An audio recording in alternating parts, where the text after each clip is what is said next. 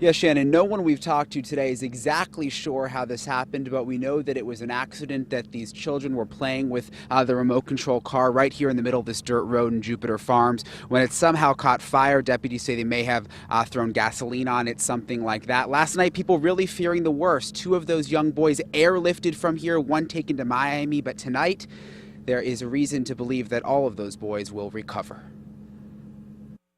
This is 11-year-old Miles Jones, now at Jackson Memorial in Miami. His uncle says he's suffering from second-degree burns over 25% of his body.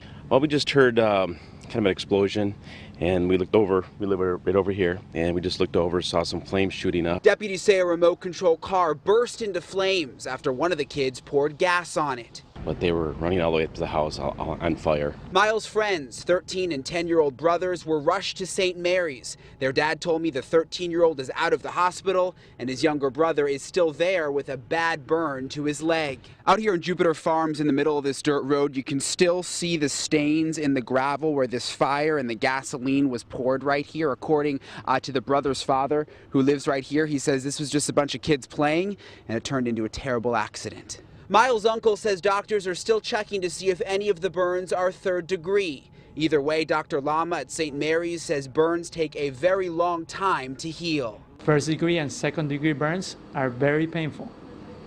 Third degrees, on the other hand, don't hurt.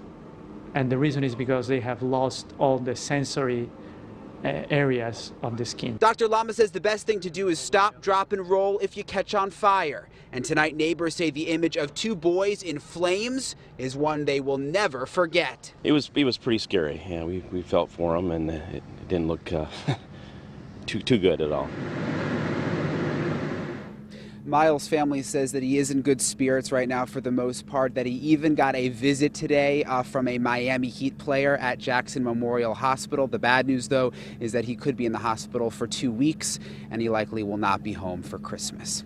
Live in Jupiter Farms, Brian Entin, WPTV News Channel 5.